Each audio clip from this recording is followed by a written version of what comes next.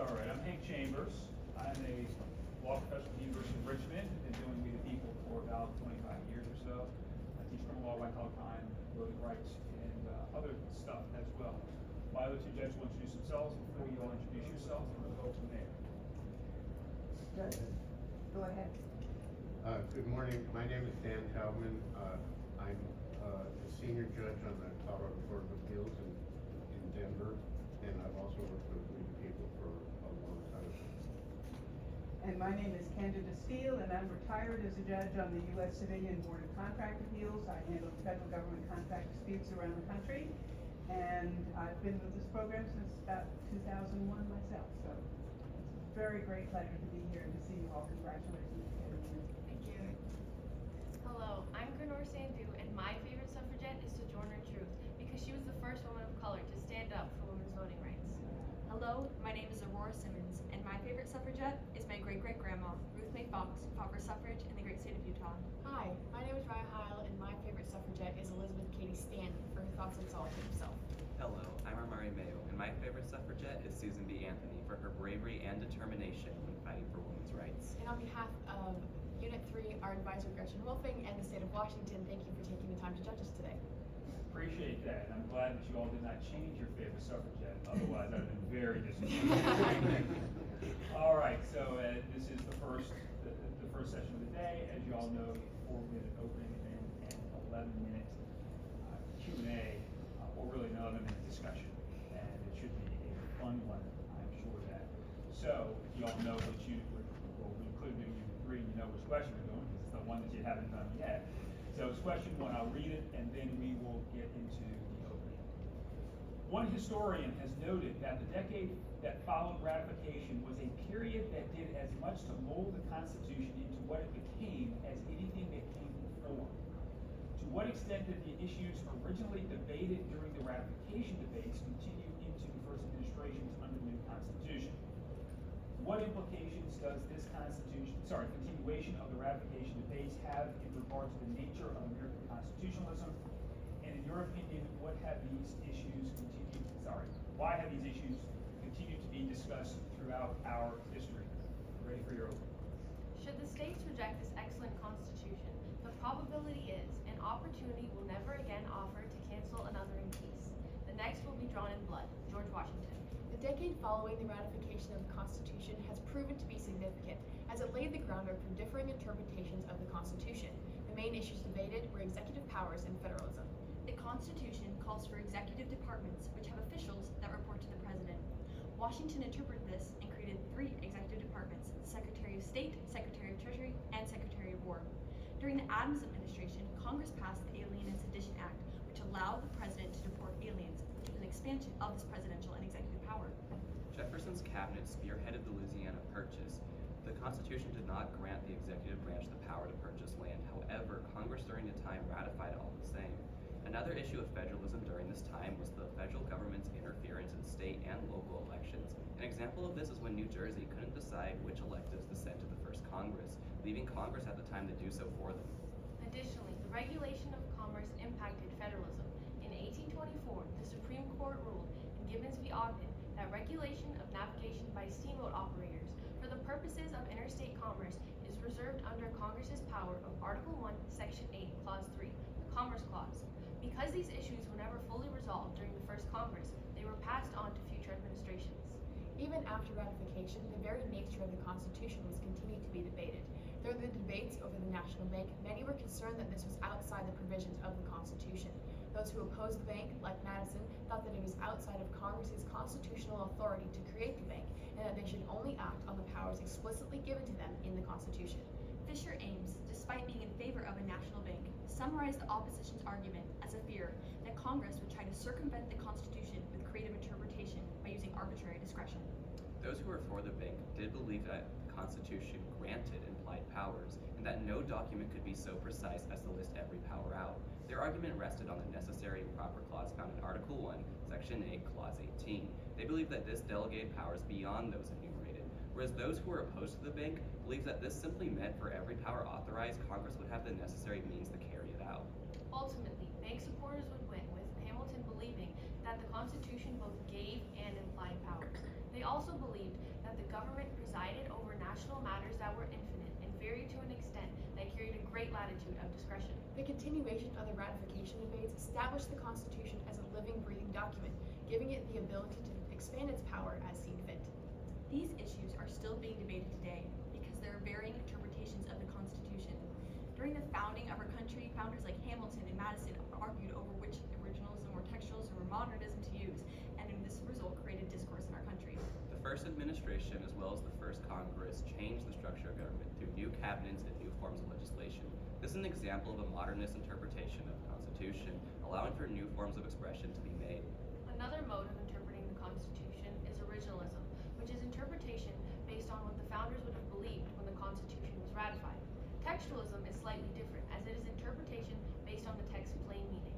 An example of originalism can be seen in the case D.C. v. Heller, which reaffirmed the First Amendment's right to bear arms to protect one's home and self.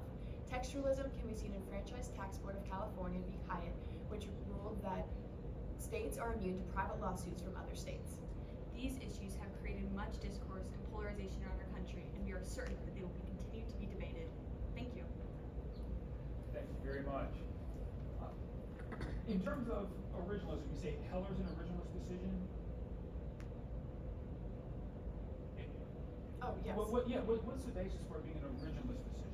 The basis for it being an originalist decision is that when the Constitution was written, the right to bear arms was a very prevalent issue, and the reason they created the Second Amendment was essentially the ruling in D.C. v. Heller. Yes, to add on to my colleague, we can see this again carry over in the case McDonald v. Chicago, that using of handguns for one's own protection is constitutional. This was the founders' thought with the Second Amendment. They wanted to make sure they could protect themselves against tyrannical government, or in this case, also the British. Is the right to self-protection the same as the right to protecting against a tyrannical government? I would say there is somewhat of a distinction, but in Federalist 29, Hamilton argued for the need to protect against government and tyranny, and the need for militias and people to be able to protect themselves against government. A more modernist interpretation of the Second Amendment might look at it with what we have today. Back then, we had muskets. Today, we have AR-15s and semi-automatic weapons. So those with a modernist view might be more hostile towards the Second Amendment, but those with a more originalist point of view would understand that our potential for tyranny is the same just as now as it was back then. And so that's why the Second Amendment is more protected generally by originalist interpreters. Are the kinds of weapons that one would use to protect against tyrannical government be the same as the kind that one would use to engage in self-protection? I would argue that technically, though, you could use the same for both. The protection against tyrannical government, I would see not be necessarily a weapon, but more as a use of our constitutional rights and liberties to try to fight back against the government figuratively, whereas in self-protection, you would use armed weapons. I would just slightly disagree with my colleague. I do believe that the Second Amendment is a defense against the government. To me, it's the last check on the government. And before, the right to bear arms allows us to protect ourselves against tyranny, and it'll establish a somewhat of a fear of the people. But before that, I would agree with her. Before our guns, we have our voice, we have our First Amendment, we have our right to speak, and before that, we have our vote. We can choose to elect these members of Congress and our president, and before that, we have the checks and balances that our government is designed and based upon. Adding on to my colleague, the right to bear arms is specifically listed for militias, and therefore, if someone was to fight against a tyrannical government, it would be in the form of creating their own militia and using their weapons to fight against that tyranny. One of the, sorry, you didn't mention this in your opening, but one of the issues that was debated by the first Congress was the authority of who had authority to remove political appointees. If the Senate had approved an appointment that the president had made, could the president remove that person if he wished, or did he have to get approval of the Senate to do so? Do you know of any other occasions when that has been an issue in our history? So during the first Congress, Madison argued that if the president can be impeached under the impeachment clause of Article 2, Section 4, then the president should also have the power to dismiss members of his own administration. However, we can see that that power wasn't given to the president until Myers v. United States, which allowed the president to be able to dismiss members of his own cabinet. This is crucial. Do you know of any occasions when that's happened later in our history? The issue of removal has come up again. During the Trump administration, this was seen several times, actually. Trump often, he would appoint someone to be a part of his cabinet, and then soon after, if they did something he was not a fan, he was not the most approving of, he would then therefore remove them. Those isn't a presidential power, or with, in regards to the executive branch. We can also see pressure put on our Supreme Court officials to sometimes retire when the fear of a new president coming in with a different political agenda. This can be seen before Justice Ruth Bader Ginsburg passed away. There was much pressure from her own party to step down and retire. Therefore, they could get someone newer and younger in office before a new president came in. Should a president be able to remove all principal officers without cause? No, there needs to be a reason for their removal. We have checks and balances throughout our entire government, and it makes no sense that the president should just be able to dismiss someone based on no arbitrary reason. Any reason, or what do you think should be the reasons that a person could be impeached? One of the main reasons for impeachment is treason to the government, and if a member of Congress or the president, vice president commits treason, then therefore they can be impeached under the impeachment clause. Okay. Anything short of treasonous behavior, do you think? I also believe that simply, our declaration mentions a long train of abuses in the government. I feel the executive branch is our most energetic and quickest moving branch, as well as a very powerful branch. And with that, I believe it requires discretion, a great amount of discretion, because it can easily become tyrannical. And so I do believe that if the president acts continuously unconstitutional and continuously abuses his power, he should be removed from office. They should step in. To add on to my colleague, when the president is lying to us or being dishonest with us, I think they have all right to be impeached. I think of Nixon when we look at this in the Watergate tapes. That was completely inappropriate of him, and his impeachment was totally fulfilled because he was being dishonest to the American people. I'd like to change topics a little and ask you about the extent to which political parties were discussed during the ratification and the effect that they had in the decade after ratification. Could you address that? Originally, we didn't necessarily have political parties. George Washington, in his farewell address, warned against the formation of factions and political parties. However, this didn't last very long. As so we see, we have the two main factions during time: the Federalists and Anti-Federalists. Those who wanted to keep the rights of the states, and those who wanted to expand the power of the federal government. Though some may say that these political parties or factions would cause issue to our government, I feel that it increases voter population. The reason we vote or root for sports teams or feel a part of something is because we're on a team. And I think that is so important that when we vote with a specific party, we feel a sense of ownership in our country. I would disagree with my colleague and say that because of polarization recently, there's a sort of mob mentality where people are only agreeing with their political party. As we can see, according to Pew Research Center, the amount of moderates has decreased significantly over the past couple of decades, and there's an increase in more liberals and more conservatives. I would disagree with my colleague. Martin Van Buren expressed that political parties themselves can be a check on each other and can prevent the other's agenda from being passed forward, and allows for two main forms of ways for people to express themselves. I believe in themselves are a check and actually beneficial. So originally, the president and vice president didn't need to be of the same party. Was that a smart idea or less than smart idea? I personally think this is a very controversial issue. It makes no sense that you'd want to work with someone or have such a close relationship with someone that you're not the same political party with someone you haven't chosen. But thankfully, the 12th Amendment amended this.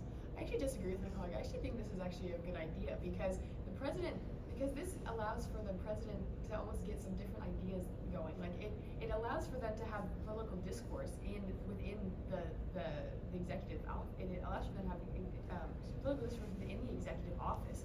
So maybe this actually is a good idea. I would say that there is some wisdom in it. I do believe it is beneficial for the president to hear voices different than his own, not in an echo chamber. However, there's also a danger. When Abraham Lincoln passed, his vice president, I believe, completely sabotaged, or at least was one of the people sabotaging Reconstruction, and because of that, it did not continue what Abraham had intended. The main reason the 12th Amendment was passed was because during the Adams administration, Adams and Jefferson did not quite get along, and Adams didn't necessarily listen to anything Jefferson had to input. Therefore, this ticket system where the president and vice president are put on the same ticket during presidential elections, this amendment was passed. Is that a problem? Has the political parties influenced influence on the ticket become a problem? I do feel it maybe has become a problem, though I'm in favor of this ticket system. I feel that sometimes the choosing of the vice president is strictly a political move. They're choosing someone who they feel will increase their votes and maybe not necessarily add something to their own administration. We've talked about issues that have come up, in the first period after the, first Congress, but what issues do you think that have lasted our whole history weren't dealt with during those first 10 years after ratification? One of the first issues that wasn't dealt with during that first Congress was treaties. As we can see, during the first Congress, the only treaty that had existed was the Jay Treaty. But past that, they had never discussed or brought up the issue of the president's power for treaties. Another issue that wasn't resolved as well as it could have been, that kept getting kicked down the road, was slavery. And as we've seen, that had dire consequences, as way later it ended in a bloody civil war. Another issue at the time was establishment of citizenship as well as voting that were weirdly left out of the conversation. I do believe that these issues are connected. It could have easily been because these issues require discussions of representation, who is a citizen and who isn't, and that can get to territory of what we do with African Americans and enslaved communities at this time. Out of fear of offending the South, I believe they may have made that conversation with the Congress there. I feel like we're still battling the battle of federalism today, states versus federal rights. That is the biggest issue in our country today. Pew Research Center in 2018 said that 85% of Americans are dissatisfied with their government. That's an astounding number. We as a country need to come together and work together in order to promote a government that we can all be proud of and set boundaries and laws and limits against when states and when the federal government can and should work together. You all noted the Louisiana Purchase in your opening. Was Louisiana Purchase unconstitutional? Should we give it back? No, I don't think we should give it back. But it was, the energetic executive was very much used there. It was maybe a scene during Lincoln's presidency, like to compare and contrast. It was an expansion of that power. There was really no rules or precedent set before that. It was an expansion of his power and worked out for our benefit. During the first national bank debate, many of those who were in favor of the bank mentioned that just because the Constitution omits something doesn't mean that it's beyond constitutional authority, and that this is where the argument rests upon the play powers. And so I do believe that he did have the right to do that. Thank you.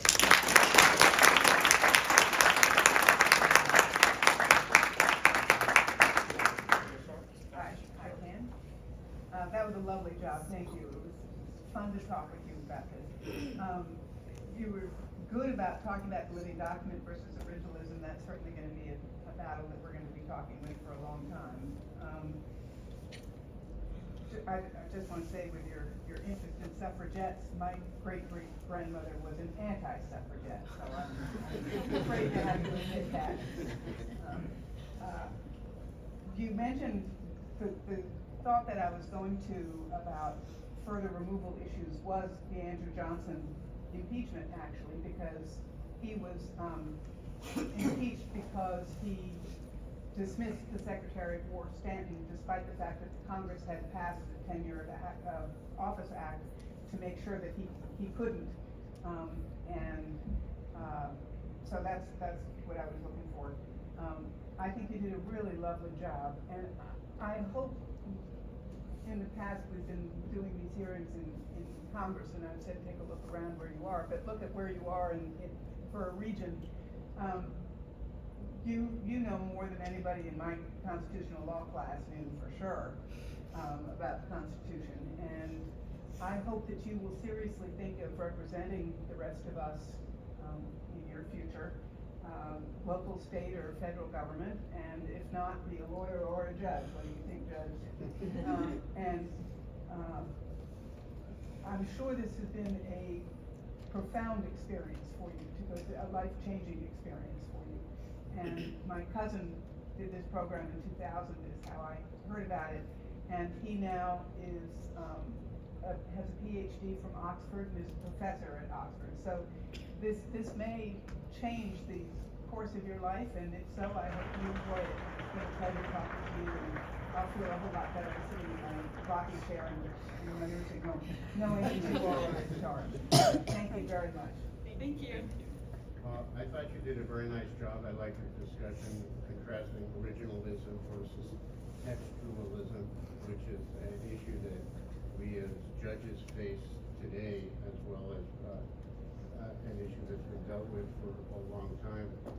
When you were talking about the Heller case, that was good, but I thought you might have mentioned the recent Supreme Court case's name. I don't remember.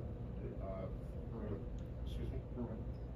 Bruin? Yeah, Bruin. Oh, Bruin, okay, where the Supreme Court specifically referred to the originalist interpretation of the Second Amendment. When Professor Chambers was asking about impeachment, I didn't hear any mention of high crimes and misdemeanors as, in addition to treason as a basis for impeachment. When you're talking about political parties, the discussion was very interesting, but I would have liked to have heard some mention of the disputes between Hamilton and Jefferson during the first administration, how they had very different political philosophies. And then, as Doris Kearns Goodwin mentioned in her book Team of Rivals, how President Lincoln tried specifically to have people with different views and serve in his cabinet for the reasons that some of you mentioned in your responses. But I thought you did a really nice job. You focused on a lot of issues, some of which unfortunately we didn't have time to discuss, like the establishment of citizenship and slavery, which I think are really important issues too. So, very nice job. Yeah, lots of good stuff. It's good to see you all again. Not surprisingly, there are a lot of things we didn't get to that would have been fun to talk about as well, but the stuff we did talk about was good. Obviously, I kept trying to push all on the Second Amendment. The reason why I was pushing on the original species Second Amendment is because I knew, and this is not a problem, I knew or know that the court's position, at least the court's, two of the justices' position is that they are engaging in originalism with the Second Amendment. They are not telling the truth. They are not telling the truth, and they know that. But they wanted to claim to be originalists, so that's where they went. But you all did a great job of defending the concept of originalism, and that's what I was looking for, and that's good stuff. So a lot of what you all talked about was really important. Noting Myers and the removal piece of the puzzle was good stuff, and certainly thinking about the concept of constitutional interpretation at a time when you had a document that was not clear in its meaning. Really good work. I even let y'all go ahead and jump Jefferson, and that's okay too. And I'm with you. We're not giving back Louisiana first. We're not doing something. So it's good stuff. It's good to see you, and we'll see what happens moving forward. Good luck. Okay, Thank you.